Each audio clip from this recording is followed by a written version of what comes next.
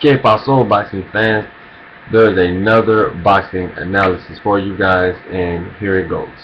This is a pretty big deal. A lot of people have been waiting for this fight to finally happen because of the great Richard Schaefer and Oscar De La Hoya.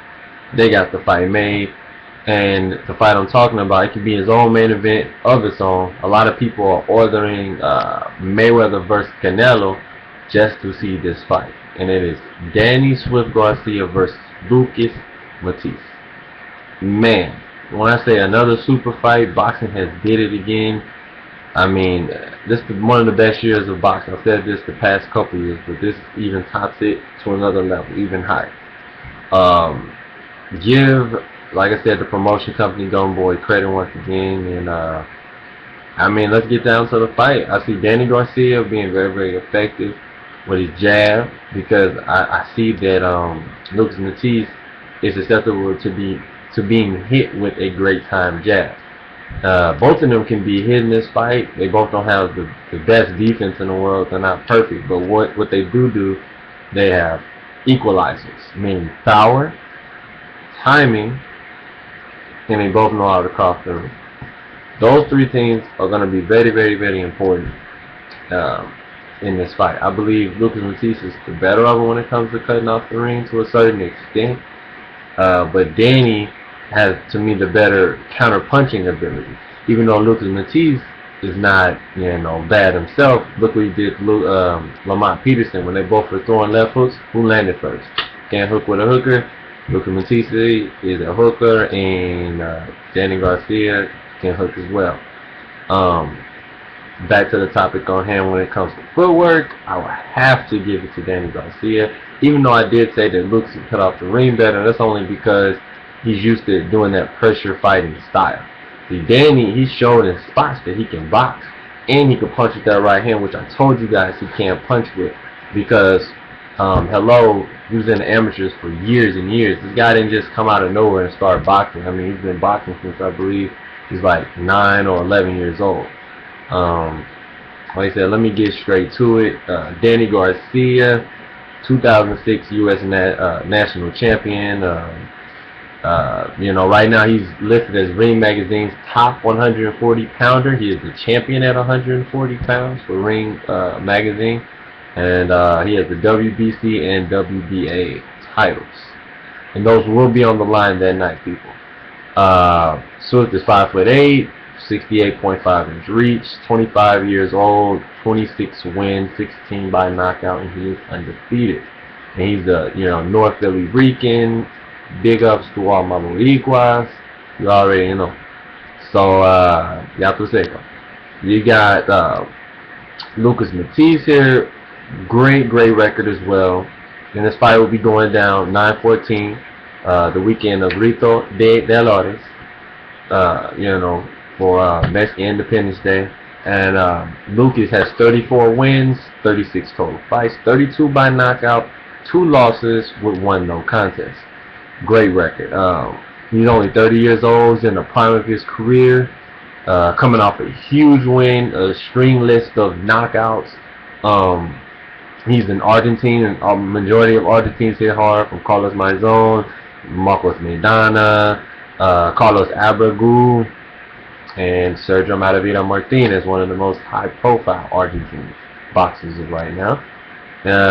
He's fought people. If people don't know Lucas, let's say you're just casual, they call him casual fan, but nobody's a casual fan. The casual looker at boxing. If you don't know, he's fought, Vivian Harris, DeMarcus Chop Corley knocked him out impressively. Humberto Soto just demolished him, and Lamont Peterson. I mean, need I say more? It was just destruction. He's 5'6". He has a 72-inch reach advantage, and that may play a huge part in the fight. 3.5-inch reach advantage over Danny Garcia. That's if he can use his jab effectively throughout the beginning and middle rounds, so he can set up his power punches. Let's get down to what both do amazing. Okay, Lucas can counter amazingly. Great power, like I said, is his equalizer. He does something that's intelligent that I do when I box. When I go on the heavy bag, I'm using head movement side to side. I got my stance. He'll throw the right hand for leverage. Just touch so he can see where you're at. He'll hit you on the hip, or he'll hit you somewhere around, your torso area, your abs. Hit you there, test to touch you, and then he loads up hard and turns into a very short left hook. Hit you on the temple or the chin. The two areas you want to land if you're a real puncher, and you can knock that person out. You have that confidence, because that's all being a puncher is confidence. I mean, come on now. Lucas is a 10. He can tend to be a little wild with his punches, but the same thing with Danny, he can be a little, wide with his hooks. So, like I said, I'm just very excited for this bout. Like I said, Lucas, another thing that he does well, he'll jab, throw an overhand right, and come up with a left uppercut if you sit on the ropes. So Danny, if you don't sit on the ropes, you have a great chance of winning. Danny, let's get to what he does well. Lucas can punch with either hand too. Just had to throw that out there. His best punch is his hook and his overhand right, and it's the straight right hand. He has a very good straight right hand. Danny, he can punch very well with the jab. I don't see him knocking him out with the jab. What he can knock somebody out with is that left hook. That left hook is very dangerous, and I believe if he can catch Lucas Matthysse in the middle rounds with it, he can really hurt him and maybe even get a TKO stoppage. A lot of people feeling crazy. I'm being biased because I'm Puerto Rican and he's Puerto Rican, and people just look at it like that. But I look at it as more technical. If it came down to skill set, I believe Danny has a better skill set than Lucas Matthysse. And that's just my personal opinion and what I see, watching. When I watch and analyze both of the fighters, that's what I see. So that's what I see. I know Danny Garcia has a great overhand right. He can time you with the jab and then throw a straight right hand down the pipe and knock you out. I mean, he has so many different ways to hurt you. He can hurt you with a right uppercut. He doesn't throw it that much, but when he does, it's effective. Whoever gets to each other's body, I believe, early, and they really find the location, because it's all boxing is, punching in a circle and location. They get that down, that's who's going to win the fight. Big fan of the machine Matthysse. Big fan of Swift Garcia.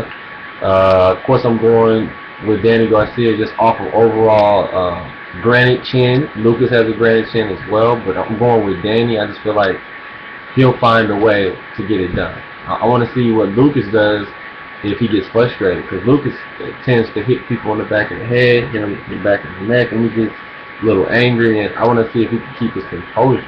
He can prove me wrong, but I want to see if he can keep his composure. If Danny does lose this fight, it will be because it's in the beginning rounds, because Lucas overpowered him with his timing and cut off the ring very well, and Danny is more in a survival mode, defensive motion from 1 through 5.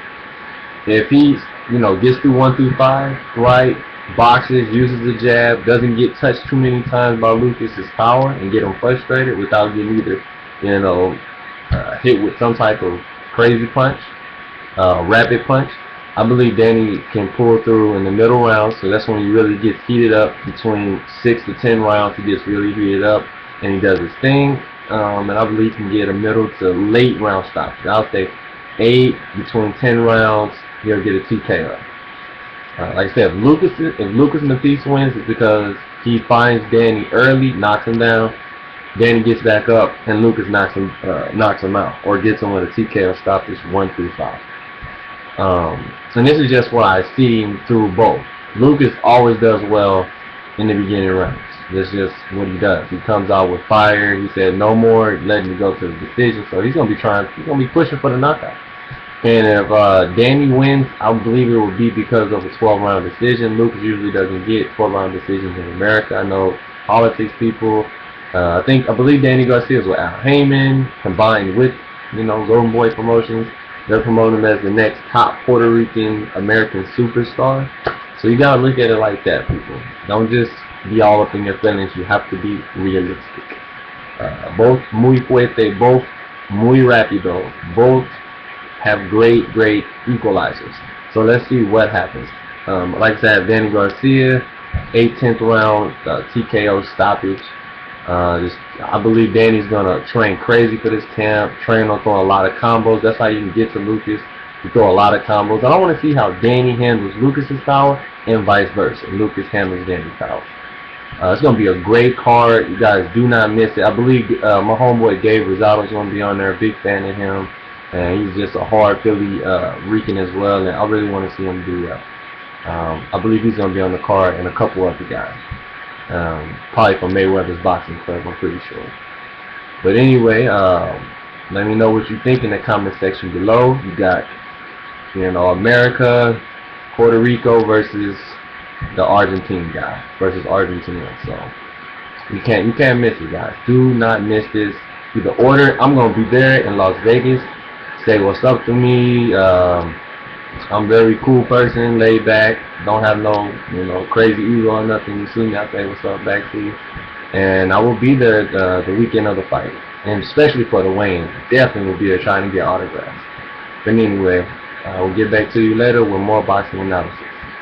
Peace.